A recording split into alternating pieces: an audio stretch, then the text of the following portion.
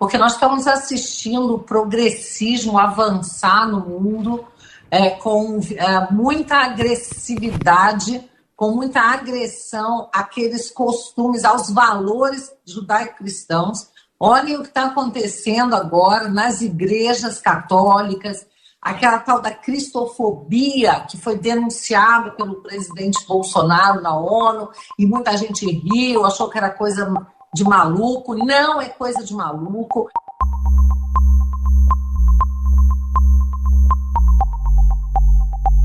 O novo biênio da Câmara dos Deputados, agora sob o comando de Arthur Lira, mal começou e já está cercado de polêmicas. Uma delas é a indicação da deputada bolsonarista Bia Kicis, do PSL do Distrito Federal, para a presidência da comissão mais importante da Casa, a de Constituição e Justiça. A CCJ tem como premissa analisar se projetos, emendas ou substitutivos, PECs e quaisquer assuntos de natureza jurídica não ferem a Constituição. Além disso, é a CCJ que precisa aprovar a instauração de CPIs, as comissões parlamentares de inquérito. Casos de denúncia contra o presidente da República por crimes também ganham parecer da CCJ, como aconteceu com o presidente Michel Temer em 2017. Ele, não sendo afastado, a denúncia contra ele, ela vai ser engavetada? Ela será caducada? Não.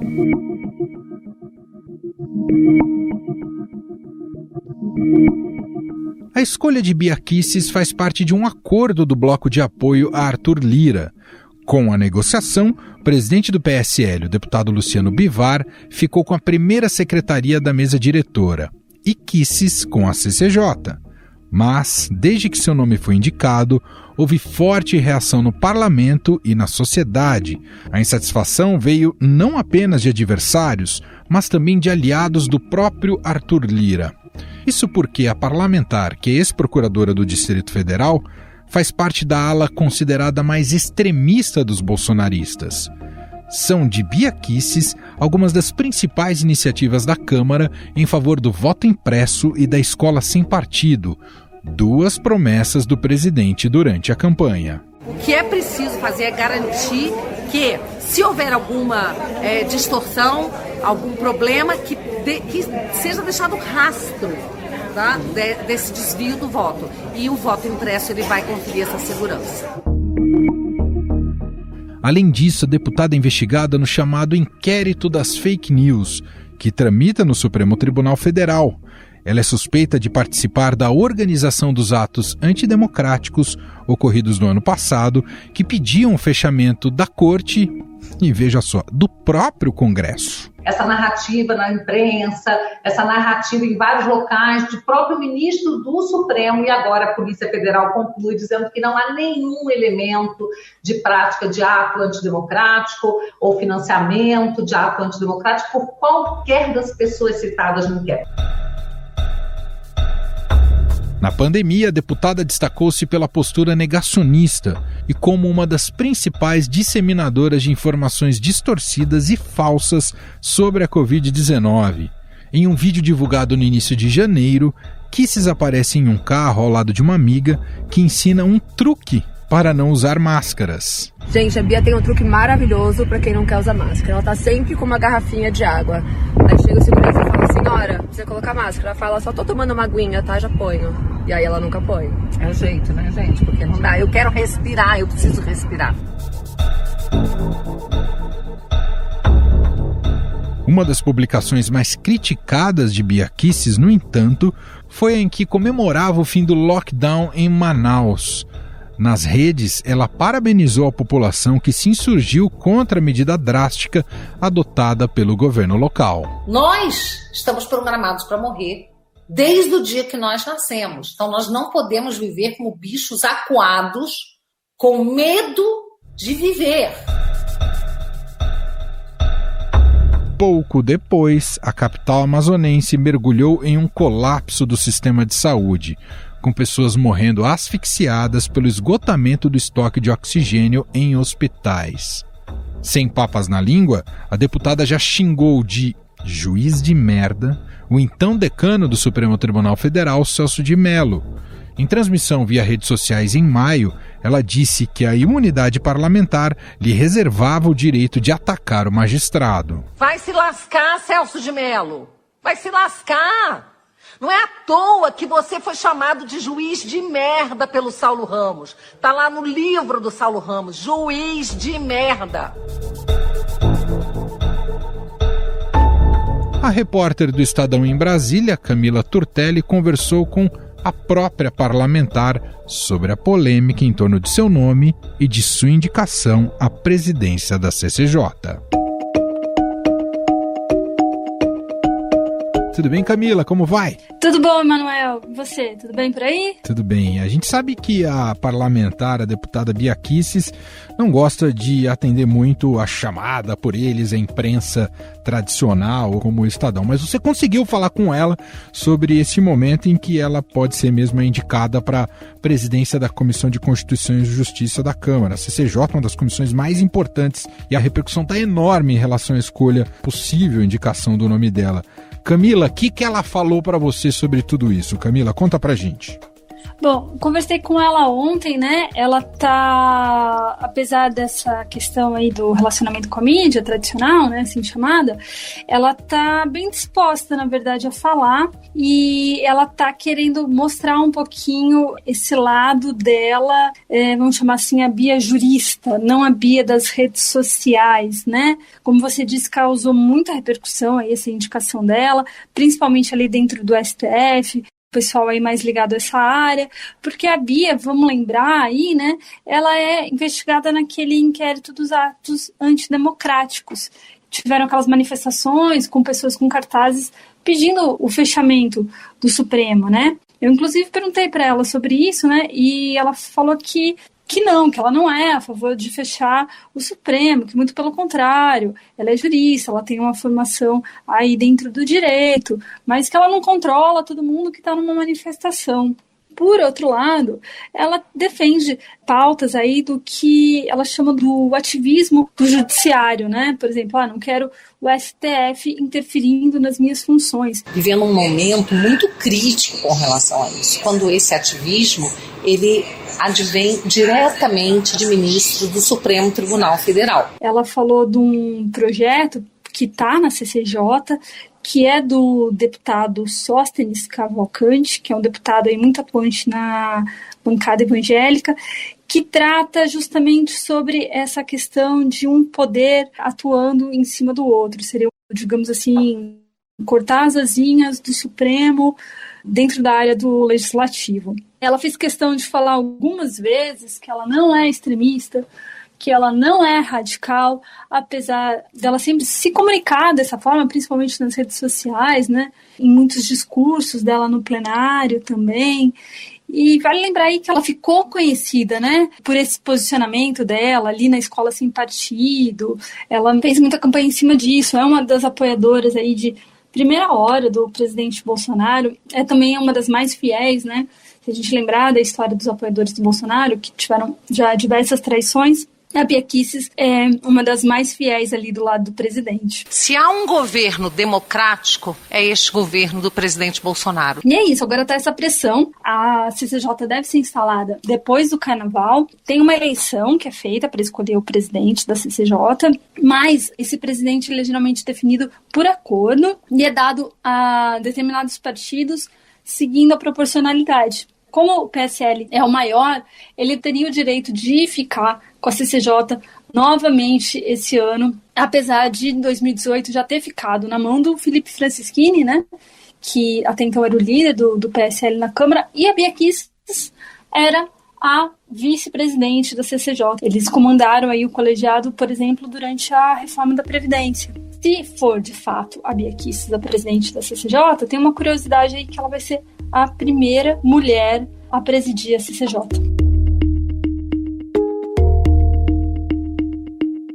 Só para a gente concluir, e até eu acho que dá para captar isso na sua entrevista, excelente entrevista, por sinal. Obrigada. Por mais que ela tenha essa formação técnica, jurídica, tenha sido procuradora, todo o lado conservador dela vai estar presente na condução na CCJ. Para mim ficou muito claro isso na entrevista, não é, Camila? Sim. O presidente Bolsonaro entregou aquela lista das 35 prioridades para os novos líderes do Congresso, Rodrigo Pacheco, que agora é o presidente do Senado, e o Arthur Lira, que é o presidente da Câmara, e tem ali uma lista grande da chamada pauta de costumes. E ela falou que vai dar prioridade, sim, a essa pauta de costumes. Afinal de contas, aí nas palavras dela, o Rodrigo Maia, que era o presidente da Câmara até semana passada, sentou em cima. E eles são um governo conservador, e essas foram as bandeiras de campanha, e elas precisam ir para frente, sim. Isso nas palavras dela. Daí, por exemplo, eu perguntei para ela se ela pautaria algum projeto que tratasse sobre descriminalização do aborto. Ela falou que de jeito nenhum, que ela não pautaria, que é uma pauta que tentam pautar há muito tempo e que não ia ser agora num governo conservador que ela iria pautar um projeto desse tema. Então, quando nós defendemos o direito à vida, nós queremos uma vida honrada, nós queremos uma vida digna, uma vida plena. Muito bem, repórter Camila Tortelli, diretamente de Brasília, fez essa entrevista com a Bia Kicis. Eu falei no começo do nosso papo aqui com a Camila que ela não é tão muito fácil de atender a imprensa em geral, porque a gente tentou aqui, a equipe do podcast, ela até recebeu o convite, mas no final negou, mas a Camila Tortelli, que está lá todos os dias em Brasília, ela atendeu. Obrigado, viu, Camila? De nada, Emanuel, liga sempre aqui, tá bom? Um beijo.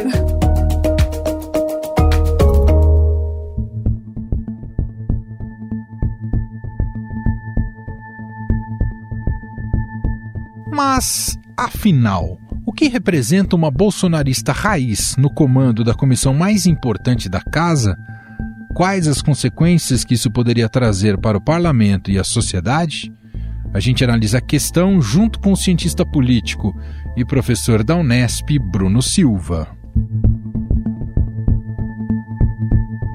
Tudo bem, Bruno? Seja bem-vindo mais uma vez. Olá, querido Emanuel, e a todos os ouvintes aqui do Estadão. É sempre uma alegria a gente poder conversar sobre temas tão importantes da política nacional. Bruno, vou muito direto aqui. O que representa a indicação de uma parlamentar com perfil da Bia Kicis para uma comissão tão importante, para assumir a presidência de uma comissão tão importante como a CCJ da Câmara, hein, Bruno? Um sentimento ambíguo, né, Emanuel, acho que por parte, de maneira geral, dos cidadãos. Por que eu digo um sentimento ambíguo? Para aqueles que são simpáticos, acima de tudo, a um apoio fervoroso ao presidente Bolsonaro, passa a impressão de que, enfim, chegamos lá num posto importante e significativo, como é justamente a presidência da Comissão de Constituição e Justiça da Câmara dos Deputados. Por outro lado, por parte dos setores da população, da sociedade, que, portanto, não veem em Bolsonaro um governante digno sequer de confiança, vem justamente na figura de Bia Kicis um mal a ser cortado, acima de tudo, devido principalmente às suas declarações.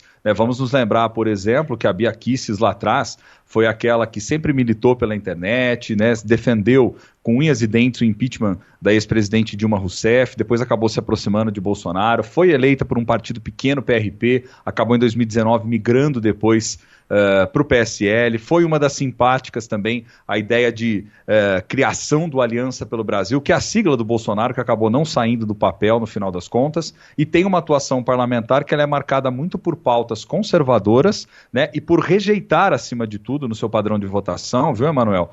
Questões que por vezes são vistas como muito importantes pela sociedade. Eu vou ficar em um exemplo para ficar claro para quem está nos ouvindo, como é o caso, por exemplo, da aprovação do novo Fundeb, que fez todo aquele processo de realocação dos recursos públicos para investimento na educação. Ela foi uma das parlamentares que votou contra, se posicionou contra o tempo todo, e ela é uma das simpáticas do famoso Escola Sem Partido, aquele PL que gera muita repercussão, principalmente entre aqueles que possuem uma postura mais conservadora e veem com bons olhos essa questão de você tentar eliminar, digamos assim, entre várias aspas aqui, a ideologia do ambiente escolar, se é que é possível se falar nisso, mas enfim. Que são os pais que têm o direito de dar a educação moral, a educação religiosa, passar a educação e consciência para os seus filhos. A questão toda ela é uma figura então amada por alguns, odiada por outros, Emanuel? Mas do que importa para a gente pensar aqui especificamente na CCJ, eu acredito que é o seguinte: a comissão ela tem uma importância muito significativa para o parlamento como um todo, porque nós precisamos lembrar os ouvintes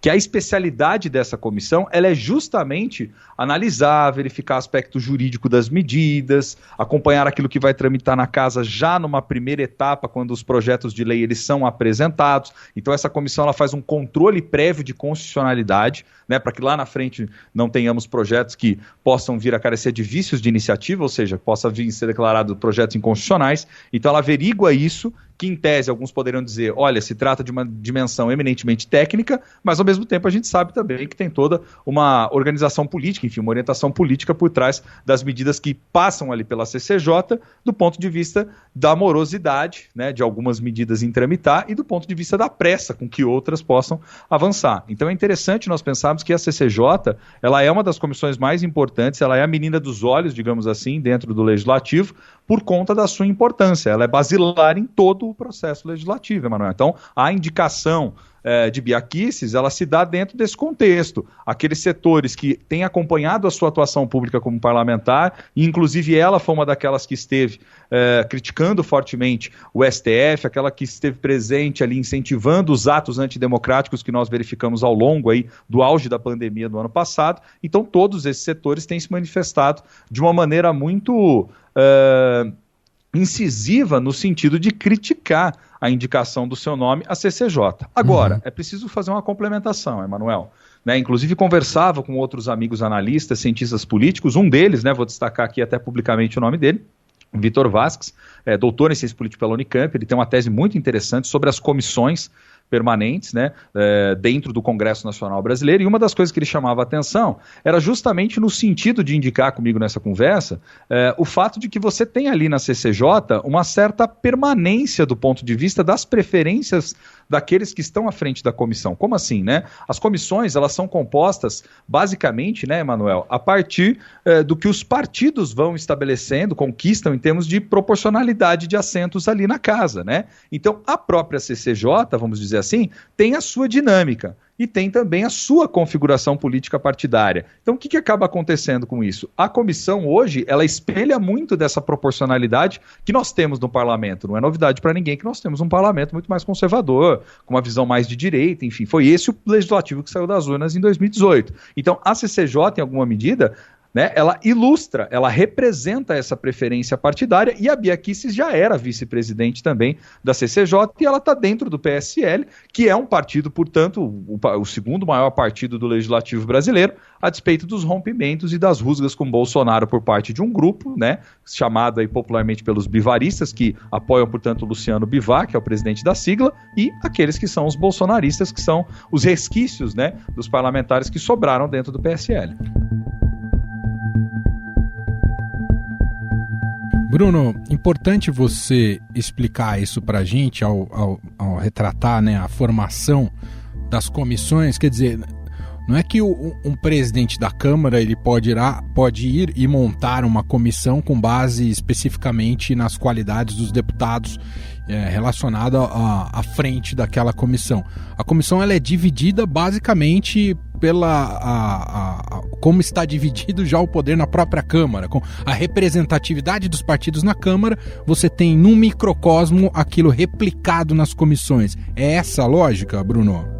Perfeito, perfeito. É essa a lógica, né, Manuel? Não é à toa, por exemplo, que a gente verificou uma briga muito grande, vamos lembrar, não dessa eleição agora do Arthur Lira, mas lá na de trás, quando nós tivemos o pós-eleição de 2018, digamos assim, a segunda eleição mais importante do que logo em seguida da eleição nacional, que é a eleição para a presidência da Câmara, para a disputa, né, da presidência e da composição da mesa diretora, tanto da Câmara dos Deputados quanto do Senado Federal. Relembremos aquela época que no Senado tínhamos aquele embate entre Renan Calheiros e o Davi Alcolumbre, que já era simpático ao Planalto, e dentro da Câmara dos Deputados nós acabamos tendo a preferência pelo nome justamente do Rodrigo Maia, derrotando até alguns candidatos neófitos que tentaram aproveitar o clima ali, né, de vitória eleitoral de 2018 para tentarem se colocar, mas o Maia fez essa costura. E naquela costura, Emanuel, lembremos, por exemplo, que o bloco partidário que endossou o nome de Maia, que apoiou, foi um dos que mais se beneficiou do ponto de vista posterior da distribuição das cadeiras dessas comissões, porque o que acontece? A lógica ali da disputa dentro da Câmara dos Deputados, ela é uma lógica que, por vezes, mesmo você perdendo um posto, isso não significa que você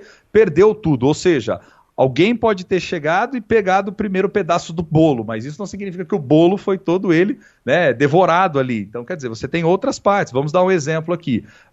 Os partidos ali que estavam apoiando agora já nessa eleição o Baleia Rossi, eles não representavam necessariamente, né, toda aquela configuração política que você tem ali dentro do Legislativo. Então, poderia ser até mesmo que se o Baleia eleito talvez tentasse interferir na decisão da CCJ, indicasse alguém que nem representasse tanto assim, quase como um espelho, a preferência partidária do plenário da Câmara em comparação à própria comissão. E vale a gente citar, né, que a própria Bia Kicis chega a esse paradoxo um tanto absurdo. Ela foi uma das que referendou atos atos pelo fechamento do Congresso, né, que soa bastante curioso para quem é hoje uma parlamentar, né? Chegamos a esse cúmulo, não é, Bruno? Quase o máximo da incoerência, né? Mas, enfim. Exato. Mas deixa eu te fazer mais uma pergunta relacionada a isso. Você acredita que a pressão da sociedade, né, e há esse clima de espanto em relação à indicação dela para a presidência da CCJ, isso pode surtir efeito de fato, Bruno? Eu acredito que pode surtir efeito sim, né, Manuel? Até porque o parlamento, nós temos que pensar, ele é uma casa extremamente porosa aos interesses da sociedade, não há dúvida, né? Quando a sociedade pressiona, quando a opinião pública também cai em cima, vamos dizer assim, os parlamentares automaticamente eles respondem, né? Isso não quer dizer que necessariamente eles vão ceder a todas as pressões, mas significa que minimamente isso passa a pesar, né? Pensando inclusive nos desgastes que isso pode vir a ter a médio e longo prazo. Por exemplo, Bia Kicis à frente, confirmada, né? À frente da CCJ, o que ela pode vir a fazer ali? Pode soar isso como uma tentativa de você tentar blindar sobre todos os aspectos o governo, posto que, por exemplo, né, até mesmo a legalidade, o avanço das CPIs depende muito daquilo que acontece dentro da CCJ, né, Emanuel? Então, tudo isso que a gente tem acompanhado agora é apenas um pedaço dos conflitos que têm sido externados para a sociedade, que começaram no próprio processo de eleição da mesa diretora da Câmara dos Deputados. Então, obviamente, o parlamento, como um órgão mais próximo, né, da sociedade e muito mais poroso aos interesses da sociedade, certamente isso deve reverberar ali dentro com algum peso. Muito bem, Bruno Silva, cientista político, professor da Unesp, gentilmente atendendo mais uma vez aqui ao nosso podcast. Muito obrigado, viu, Bruno? Que agradeço, Emanuel, sempre à disposição. Um grande abraço.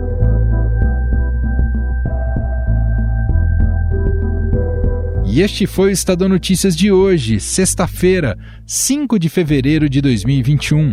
A apresentação foi minha, Emanuel Bonfim. Na produção e edição, Bárbara Rubira, Gustavo Lopes e Ana Paula Niederauer. A colaboração foi de Evandro Almeida Júnior e a montagem de Carlos Amaral. Diretor de jornalismo do Grupo Estado, João Fábio Caminuto. E o nosso e-mail, podcast@estadão.com. Um abraço para você, um excelente fim de semana e até mais. Estadão Notícias.